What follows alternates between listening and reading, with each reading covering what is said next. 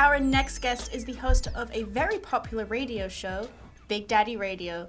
Please welcome back Brian Garrity. What's up, EG? Hey, I love that. Yay, round of applause. Big Daddy is here. What's up, man? Hey, not much. It's the holiday time. It is holiday season. And it's end of the year time. That's true. It's hard to believe time. It is. It really is. I mean, I find it fascinating that it's already the end of the year. It does that every year, isn't that crazy? It does. And let me tell you, the younger you get, the faster it goes. Yeah, right? Yeah, it does. It really does.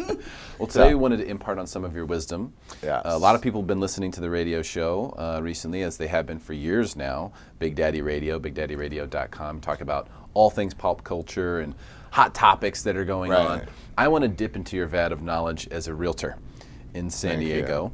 And talk about how to hire someone, because this has become a really big deal for people, where there's so many agents, thousands of agents in San Diego County. Now there's online companies, and they're doing all sorts of things to sort of disrupt the space. So how to hire a realtor, where do we begin? Well, you begin by doing your due diligence, and that is, number one, first ask around.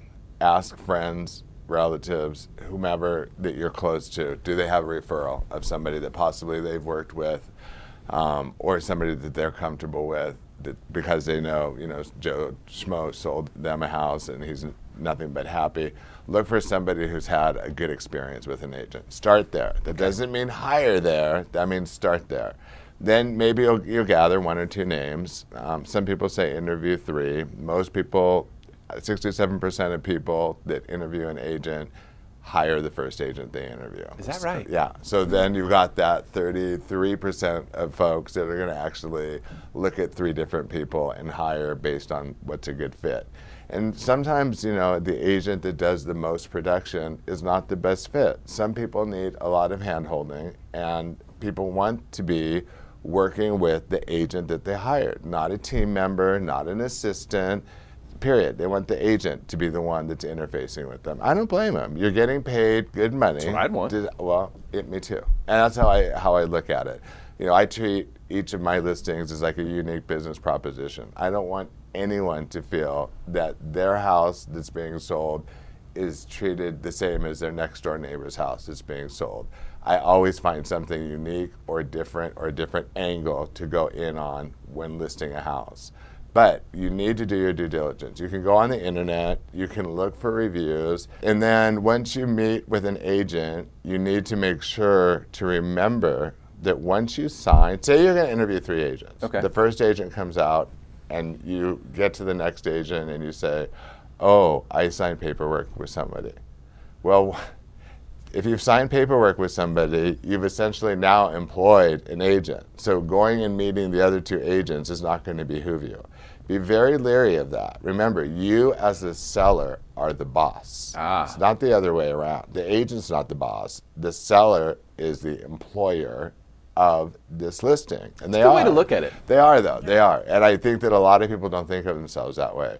They think that, what do we need to do? And of course, that's why you're there, to guide them and get them the best possible price. But at the end of the day, the seller is the one that makes all the final decisions and all the final calls on it.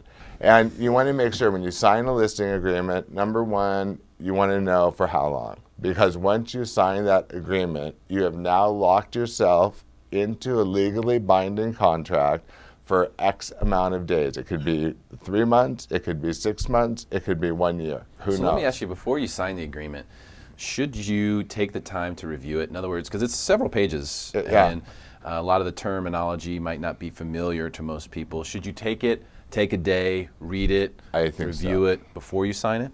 I think you should review it. I think you should at least take it for 2 reasons. I think you should review the document and make sure you're comfortable with the terms and see if you have any questions about it, because it is like a 5-page document that people are going to be signing. It does have, clauses in there. They're going to lock you into that agent. And I think it's always good to wait. Just give it a day, like to let that listing agreement resonate with you. Maybe you're going to have other questions. And you may have other questions, not just about the listing agreement, but things you didn't think of when you were meeting with the agent that you're like, well, wait a minute, what about this? I think take a day, read it. Any questions you have, get them answered, sign it, and then send it back. I always advocate that anyways. I think it's a good idea. 'Cause I think- anytime you have documentation. Yeah, because you tend to jump too soon, or you're just not thinking about all the facts. Like maybe at midnight, you're like, oh my God, I wish I would have. And then if you've signed it, it's too late. Right. Versus having had the time to really let it sink in and absorb And then ask the questions. Right. And then when you meet with an agent, like if it's you and your spouse, you and your significant other, however it is, just you yourself. I mean, when it's just you and the agent and you're sitting there are going to be things that aren't going to come up organically. There will be things that you're going to come up with in the evening or that next morning. That's why I always suggest that people wait. I always tell people I'll be here tomorrow. So I'm not going anywhere. Right. Like take this, sit with it. Any questions, call me tonight, call me in the morning, and then we'll go from there. That But sounds like it's good important. advice. Rebecca, do you have a question? Big Daddy? Yes, and I don't want to change the subject or anything, but No I'd love worries. to know any updates or upcoming guests you have coming on Big Daddy Radio. We do. We have some good people for Big Daddy Radio after the holidays. Right now we're operating as a View type panel or The Talk or The Chew, all these TV shows that are out there. But we do have a panel that everything that's trending, everything that's on Hot Topics, we tend to follow. We have some good people that are slated to come on. Hopefully we have Juliana Rancic, who used to be an anchor for E! News. Wow. She'll be Yeah. joining us in January. Yeah, I'm excited. So she'll be talking about her breast cancer foundation. So we're in with that. And then we're working on one of the Housewives of Beverly Hills, which is probably like, for people that watch that franchise, it will be a huge hit of a show, I'm sure. But also while I'm on here, speaking of, having done the radio show has opened many doors to different things, and one of them is this grammarch.org, G-R-A-M march.org, and it's a teacher up in LA. Her name's Heather Shockey, and she created this organization because she's an English teacher, does social studies. Kids were turning in papers, and they were writing like they were texting.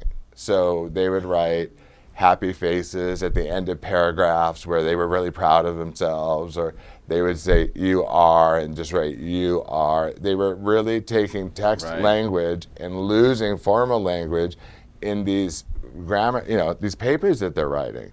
And so she came up with this great initiative to get people to get involved with their children, get involved with, their nephews, their nieces, whoever. And, it just happened to be in March, and I really love her slogan. It's pause, ponder, prose. Stop and think about what you're saying. You know what I'm saying? Mm-hmm. Ponder it and then write. And I just think she's a really great gal. She's a guest that'll be on again. I love her. And I love this initiative that she came up with. March is when it takes the biggest bang, but it's all year round. And I'm 150% supporter of hers. Great stuff. Yeah, Just that's like super I'm cool. 150% supporter of you, my friend. I Big appreciate Daddy that. Radio. Check Thank it out you. on BigDaddyRadio.com and stick around for more Smarter San Diego TV, where we guarantee to make you smarter than everyone else, commercial free.